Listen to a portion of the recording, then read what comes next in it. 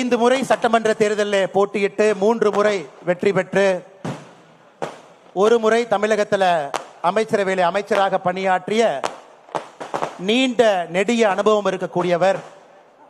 2 முறை பாராளுமன்ற தேர்தலிலும் போட்டியிட்டவர். எல்லோராலும் அன்போடு செல்ல பிள்ளையாக பண்ணையார் என்று அழைக்கக்கூடிய திருநெல்வேலி சீமையை சார்ந்தவர்.